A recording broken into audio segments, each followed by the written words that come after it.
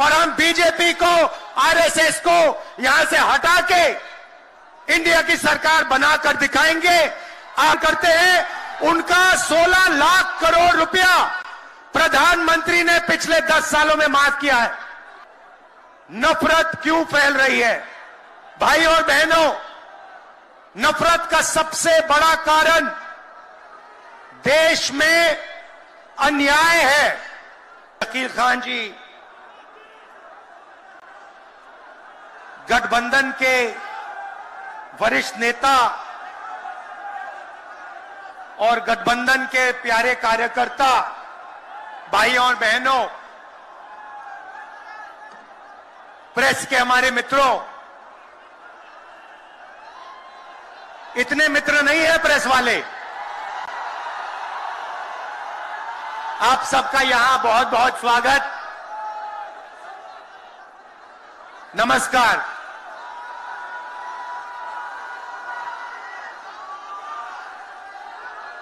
देश में जब भी बदलाव आता है वो बिहार में तूफान शुरू होता है। यहां से तूफान बाकी प्रदेशों में जाता है। ये बिहार जो है देश की राजनीति का नर्व सेंटर है, यहां से ही शुरुआत होती है। आज देश में विचारधारा की लड़ाई है। एक तरफ नफरत, हिंसा, अहंकार और दूसरी तरफ मोहब्बत, भाईचारा और एक दूसरे की इज्जत। जैसे मैंने यात्रा में कहा, अगर आप गठबंधन को समझना चाहते हो, एक लाइन में समझा जा सकता है, नफरत के बाजार में मोहब्बत की दुकान खोलते हैं हम।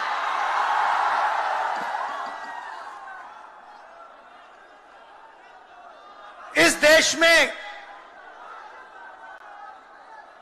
नफरत क्यों फैल रही है? यह नफरत का देश नहीं है, आप सब जानते हो।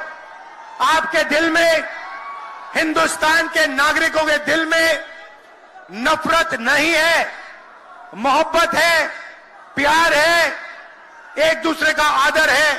तो सवाल उठता है कि इस देश में नफरत क्यों फैल रही है? भाई और बहनों, नफरत का सबसे बड़ा कारण देश में अन्याय है। और हम बीजेपी को, आरएसएस को यहां से हटा के इंडिया की सरकार बनाकर दिखाएंगे। आप अन्याय, युवाओं के खिलाफ अन्याय, आप सबके खिलाफ अन्याय, किसानों के खिलाफ अन्याय, सामाजिक अन्याय, आर्थिक अन्याय। प्रधानमंत्री जी 2-3 बड़े अरबपतियों के लिए काम करते हैं, 2-3 लोगों के लिए काम। मैं आपसे पूछना चाहता हूं, उन्होंने हिंदुस्तान के किसान का कितना कर्जा माफ किया? हिंदुस्तान के मजदूरों का कितना कर्जा माफ किया? इसीलिए देश में नफरत फैल रही है। 40 साल से सबसे ज्यादा बेरोजगारी आज हिंदुस्तान में है। क्यों? क्योंकि बीजेपी ने छोटे व्यापारियों को, किसानों को, स्मॉल और मीडियम वाले बिजनेसेस को नष्ट कर दिया है। एक तरफ नोटबंदी की, दूसरी तरफ जीएसटी लागू की। नतीजा यह हुआ, जो लोग इस देश को रोजगार देते हैं, छोटे बिजनेस वाले, स्मॉल और मीडियम बिजनेस वाले, उन सब का काम बंद हो गया। जहां भी देखो बड़े बड़े उद्योगपतियों की मोनोपोली बन रही है। एक उद्योगपति के हाथ में हिंदुस्तान के सारे पोर्ट, एयरपोर्ट, इंफ्रास्ट्रक्चर, डिफेंस की इंडस्ट्री, सारी की सारी नरेंद्र मोदी जी ने एक उद्योगपति को पकड़ा दी। आप लोगों के लिए इस देश में कुछ नहीं बचा है। मैं आपसे सवाल पूछना चाहता हूं, इस देश में पिछड़ी जात के कितने लोग हैं? कितनी आबादी है पिछड़ी जात की? 50%। 50%। दलितों की कितनी आबादी है? 15%। आदिवासियों की कितनी आबादी है? 8%। कितनी बनती है भाई? कितनी होती है? 73% अब देखिए, 73% में से हिंदुस्तान की सबसे बड़ी कंपनियों में उनकी मालिकों की लिस्ट निकालिए, आपको एक व्यक्ति नहीं मिलेगा 73% वाला। उसके बाद मीडिया के मालिकों की लिस्ट निकालिए, बड़े बड़े इनके जो पत्रकार हैं उनकी लिस्ट निकालिए, आपको 73% में से एक नहीं मिलने वाला है। उसके बाद प्राइवेट अस्पतालों के मालिकों की लिस्ट निकालिए, स्कूल और कॉलेज जो चलाते हैं, private school, private college, private university, उनकी लिस्ट निकालिए, उधर आपको 73% का कोई नहीं मिलेगा। उसके बाद जो हिंदुस्तान को 90 ब्यूरोक्रेट चलाते हैं, आईएएस वाले, उनकी लिस्ट निकालिए, उधर आपको 3 पिछड़े वर्ग के लोग मिलेंगे, 3 दलित मिलेंगे और 1 आदिवासी मिलेगा।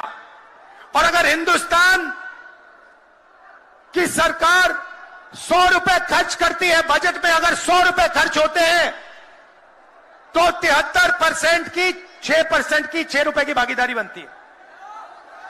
तो ये जो 73% है, और उसमें अगर आप जोड़ना चाहते हो तो गरीब जनरल कास्ट के लोगों को भी जोड़ लो।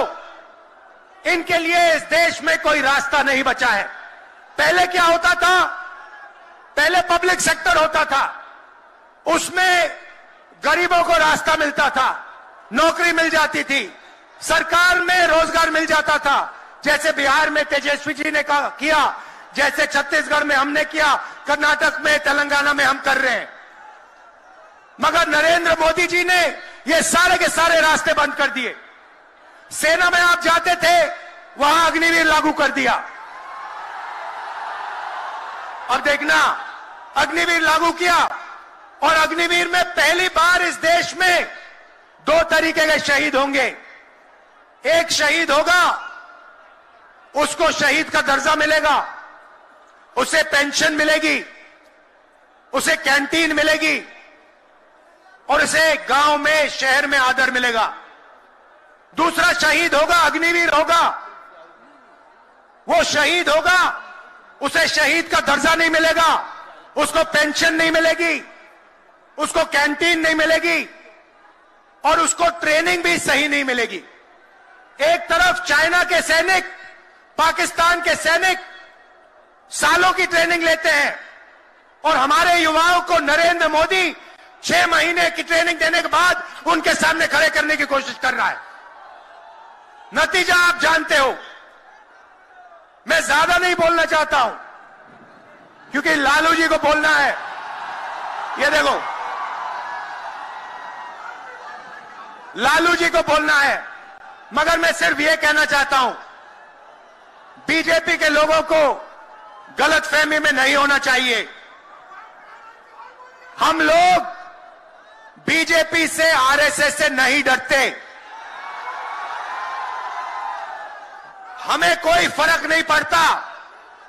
हम देश के लिए लड़ते हैं, हम देश के लिए मरने के लिए तैयार हैं। सबका दिल से बहुत बहुत धन्यवाद।